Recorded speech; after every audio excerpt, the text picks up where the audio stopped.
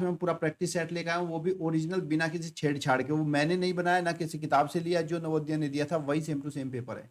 इसमें आपके question number 1 से 80 तक हैं और इसमें हम इसको 2 क्लास में पूरा करेंगे। आज की क्लास में मैं इसके 40% करूंगा जो कि मानसिक योग्यता के होंगे, और ये 40 क्वेश्चन आपके बहुत ही ज्यादा इंपॉर्टेंट है, ध्यान से आंसर दीजिएगा। और दूसरे पार्ट में इसका सेकंड पार्ट करूंगा जिसमें आपका मैथमेटिक्स आएगा। तो चलिए शुरू करते हैं, और जो जो आंसर आपको आते हैं मुझे कमेंट बॉक्स में बताते चलिएगा। क्वेश्चन नंबर फर्स्ट है, पहले सवाल को ध्यान से पढ़ लेना, यही सबसे ज्यादा जरूरी चीज है। पहले सवाल को पढ़ो, उसमें पूछा क्या गया है। तो पहले क्वेश्चन में आपको पूछा गया है कि यहाँ पर 4 चित्र दिए गए हैं, इन 4 चित्र में से 3 तो किसी तरीके से एक जैसे होंगे, लेकिन एक चित्र इसमें अलग होगा। वो अलग वाला कौन सा चित्र है वही आपको छांट कर बताना है। तो चलिए शुरू करो, पहले में बताओ कौन सा होगा। अगर आप पहले को ध्यान से देख रहे हो तो यहाँ पे देखो 4 क्रॉस हैं, बाकी सब में 4 4 क्रॉस हैं, लेकिन ये बी वाला है ना, इसमें 5 क्रॉस हैं, इसलिए आपका option number B right answer हो जाएगा। क्वेश्चन नंबर 2 देखिए, इसमें आपको बतानी है 3 आकृति तो एक जैसी है, लेकिन एक आकृति किसी कारण से अलग है, वो अलग आकृति कौन सी होगी। तो उसमें देखिए आपकी 4 आकृति दी है और चारों ही एक जैसे, इसके 4 भाग बराबर हैं, 4 भाग बराबर हैं, लेकिन यहाँ पे अगर त्रिभुज में देखो तो पहला भाग बड़ा, फिर छोटा, फिर उससे छोटा है। ऑप्शन नंबर डी आपका राइट आंसर हो जाएगा। क्वेश्चन नंबर 3 में अगर आप देख रहे हो तो यहाँ पे आपकी कुछ आकृति दी हुई है, और इन आकृति में देखो यहाँ पे कॉर्नर की साइड एक, यहाँ पे कॉर्नर की साइड एक, यहाँ पर कॉर्नर, लेकिन ये वाला चित्र इसको अलग बनाता है, तो कि यहाँ पे कॉर्नर की साइड एक है और बाकी दो जो है वो अलग दिशा में दी गई है। ऑप्शन नंबर 3 आपका राइट आंसर। क्वेश्चन नंबर 4 में अगर आप देखो ध्यान से, तो यहाँ पे नीचे से ऊपर की तरफ एरो की साइड लाइनों की संख्या बड़ी होती जा रही है, लेकिन इसमें लाइनों की संख्या छोटी होती जा रही है, इसलिए आपको option number C right answer हो जाएगा। भाग नंबर 2 मिलेगा आपको, प्रश्न संख्या 2 में आपको 4 प्रश्न होंगे, जहां पे आपको बाईं और एक पर एक दिया होगा चित्र, और इसमें से आपको बताना है इसके जैसा बिल्कुल सदर सेम टू सेम इसके जैसा चित्र इधर कौन सा है।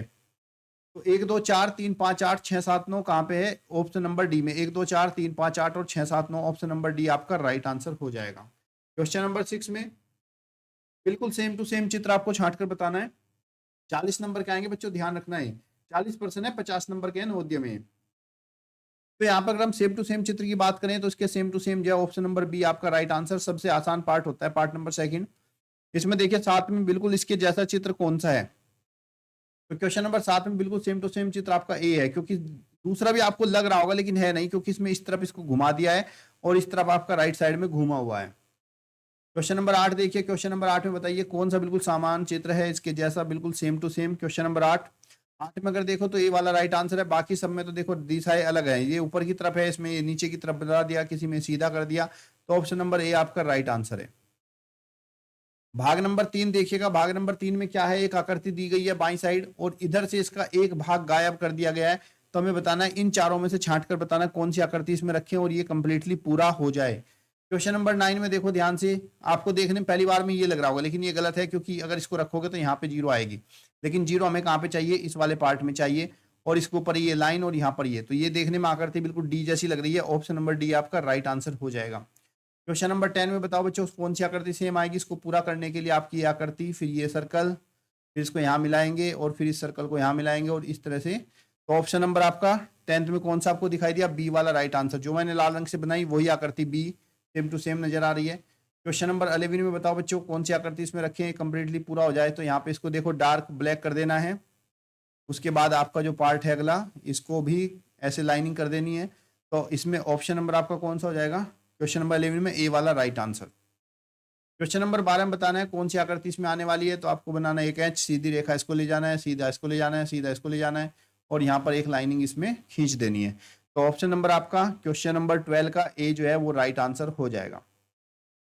भाग नंबर 3 में हम चलते हैं। भाग नंबर 3 में एक पर्टिकुलर पैटर्न के साथ इनको आगे बढ़ाना है और हमें बताना है उत्तर चित्र में से कौन से इस पैटर्न को पूरा कर रहा है। पहले आकृति ऐसी थी, इसके अंदर डिजाइन बना दिया, फिर इस आकृति से हमने एक नई आकृति खड़ी कर दी और अगली में जो है फिर से इसके अंदर एक डिजाइन तैयार हम कर देंगे।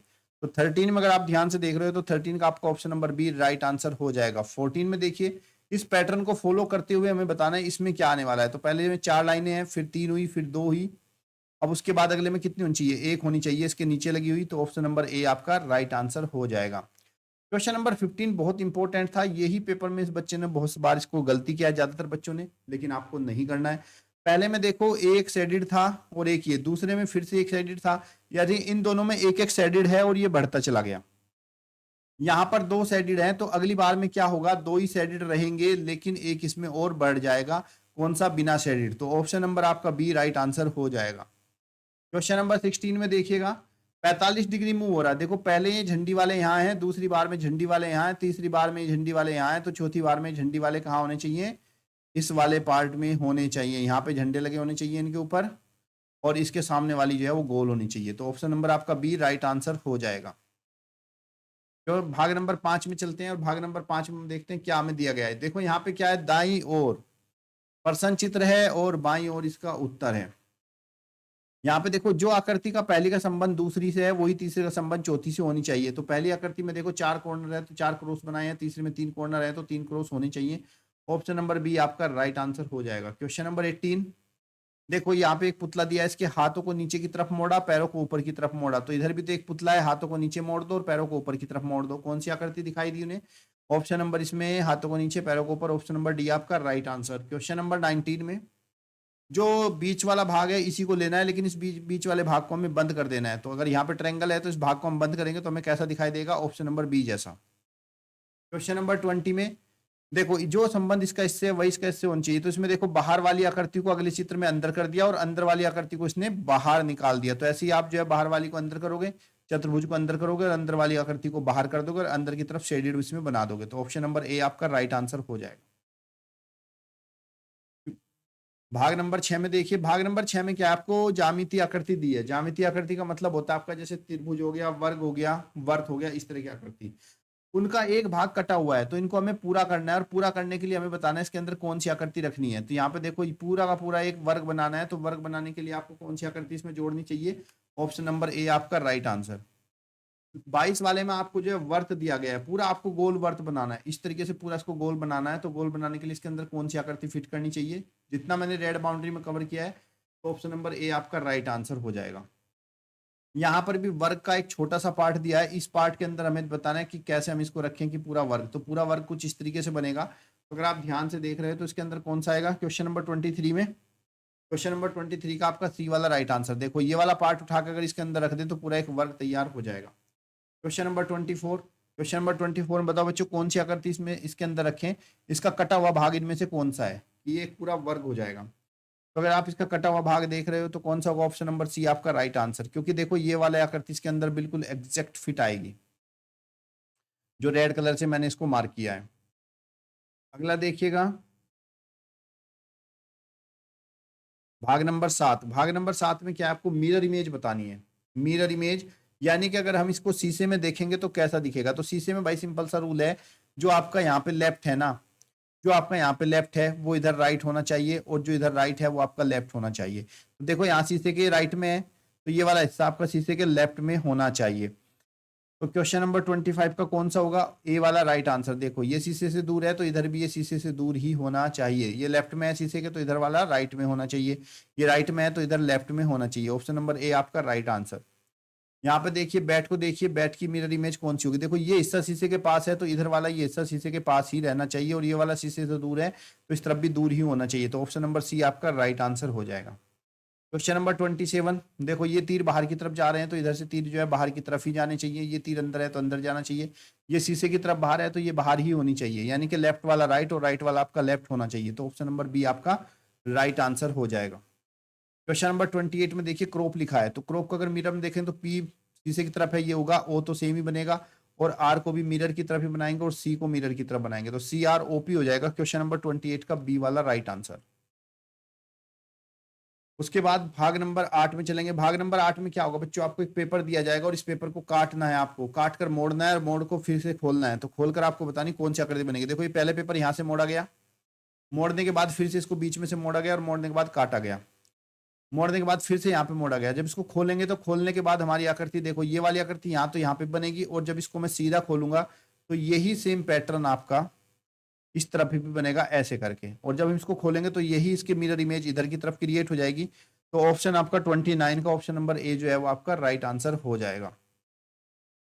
क्वेश्चन नंबर 30 में चलते हैं। क्वेश्चन नंबर 30 में कागज को मोड़ना है, मोड़कर फिर इधर मोड़ना है, और मोड़ने के बाद फिर इसको खोलेंगे। तो जब मैं इसको खोलूंगा तो ये कुछ इस तरीके से खुलेगा। पहले अगर यहाँ पे डॉट है तो यहाँ पर भी डॉट नजर आएगा, और यहाँ पे इसने इधर से कट किया है तो इधर भी ये कटा हुआ नजर आएगा। जब मैं इसको खोलूंगा तो यही सेम टू सेम इसकी मिरर इमेज यहाँ पे तैयार हो जाएगी, इधर से कटा हुआ, इधर ये गोल्डन। तो आपका ऑप्शन नंबर सी जो है राइट आंसर हो जाएगा। क्वेश्चन नंबर 31 में देखिएगा, इस कागज को यहाँ से बंद किया, फिर मोड़कर इधर से बंद किया और फिर यहाँ से इसने काटा, तो काटने के बाद जब ये खोलेगा तो ये डिजाइन यहाँ पे बनेगा, और जब इसको खोलेगा तो ये डिजाइन यहाँ पे और ये डिजाइन यहाँ पे बनेगा। तो इसी तरीके से ये पूरा डिजाइन आपका तैयार हो जाएगा। ऑप्शन नंबर सी आपका राइट आंसर। क्वेश्चन नंबर 32 में देखो, इस कागज को लिया, यहाँ से मोड़ा, फिर यहाँ के मोड़ने के बाद यहाँ पे मोड़ा और फिर इसने इसको कट लगा दिया। तो जब ये खोलेगा तो ये कट इसमें सीधे के सीधे ऐसे भी खुलेंगे, और जब नीचे की तरफ खुलेगा तो ये वाला कट इधर, ये वाला कट इधर और ये वाला कट इधर आ जाएगा। तो ऑप्शन नंबर आपका बी जो है वो राइट आंसर हो जाएगा। अगला देखते हैं भाग नंबर 9। भाग नंबर 9 में आपको बताना है कि ये जो आपकी आकृति दी है, ये जो आपकी प्रश्न चित्र में आकृति दी है, इन चारों आकृति से मिलकर इन चारों में से कौन सी आकृति बनाई गई होगी। तो अगर देखो यहाँ पे चार आपके छोटे छोटे वर्ग दिए हैं और यहाँ पर भी चार छोटे छोटे वर्ग हैं, इन चारों आकृति से ऑप्शन नंबर बी आपका बनाया गया है।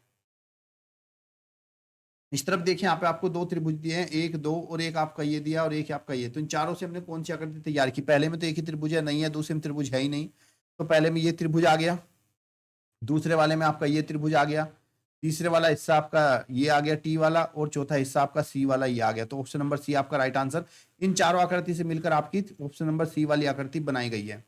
क्वेश्चन नंबर 35 में देखिए, एक आपका जो है समबाहु त्रिभुज दिया गया है, दूसरा आपका समकोण त्रिभुज दिया गया है। तो अगर आप ध्यान से देखो तो एक आपका समबाहु और दो आपके समकोण त्रिभुज से मिलकर आपके ऑप्शन नंबर बी वाली आकृति बनाई गई है। क्वेश्चन नंबर 36 में अगर देखो तो यहाँ पे आपके चार एंगल दिए गए हैं, पहला, दूसरा, तीसरा, चौथा। चारों एंगल को अगर हम पास में सटा के रख दें तो आकृति नंबर डी आपकी बन जाएगी। तो ऑप्शन नंबर डी आपका राइट आंसर। क्वेश्चन नंबर 10 में भी आपके जो है चार भाग दिए गए हैं, चारों भागों में आपको बताना है कि ये जो आकृति इधर दी गई है, प्रश्न आकृति जो आपको दी गई है, ये प्रश्न आकृति इनमें से कौन सी आकृति के अंदर छिपी हुई है, आपको ये बताना है। अब आकृति हमने ढूंढी, देखो ए जैसी कुछ आकृति बनी है, तो ए जैसी आकृति आपको यहाँ पर नजर आ रही है, ऑप्शन नंबर डी आपका राइट आंसर। अगला क्वेश्चन देखिएगा, क्वेश्चन नंबर 38 में आपको ये आकृति बतानी है, डमरू की जो शेप की आकृति है, ये आकृति आपको ढूंढकर बतानी है किसके अंदर है। तो अगर आप देखो तो डमरू की आकृति आपको ऑप्शन नंबर सी में नजर आ रही होगी, तो इसमें आपको option number C right answer हो जाएगा। क्वेश्चन नंबर 39 में आपको ये वाली आकृति बतानी है, तो ये वाली आकृति आपकी देखो यहाँ पे कुछ आपको ऐसे नजर आ रही होगी, ऑप्शन नंबर ए आपका राइट आंसर। क्वेश्चन नंबर 40 देखिए, 40 में ये आकृति आपको बतानी है, ढूंढकर कौन सी है। तो ये आकृति आपकी देखो, ये ट्रायंगल और इधर खुला हुआ ट्रायंगल, ऑप्शन नंबर बी में आपको नजर आ रहा होगा। तो ऑप्शन नंबर बी आपका राइट आंसर हो जाएगा। तो यहाँ से बच्चों आपने जो करा, ये आपका रीजनिंग के पूरे 40 क्वेश्चन थे, और इसकी जो अगली क्लास होगी उस क्लास में मैं इसी पेपर के ओरिजिनल सवाल जो कि नवोदय ने दिए थे टोटल, ये सारे मैं अगली क्लास में कराऊंगा, जो कि आपके 20 क्वेश्चन आपको मिलते हैं नवोदय की तरफ से। दूसरा, उसके बाद में ये वाला अगला भाग जो आपका भाषी परीक्षण का है, ये वाला भाग भी मैं इसमें आप लोगों को कराऊंगा। तो मुझे कमेंट बॉक्स में बताना आपको जो रीजनिंग वाला पार्ट था वो कैसा लगा, कितने क्वेश्चन आप उसमें से सही कर सकते थे। और इस तरह के मैं डेली आपके लिए जो है प्रैक्टिस सेट लेकर आऊंगा, लेकिन उसके लिए आपको वीडियो को लाइक, चैनल सब्सक्राइब और मुझे सपोर्ट करना होगा, तभी मैं ऐसा कर पाऊंगा। तब तक के लिए धन्यवाद। जय हिंद, जय भारत।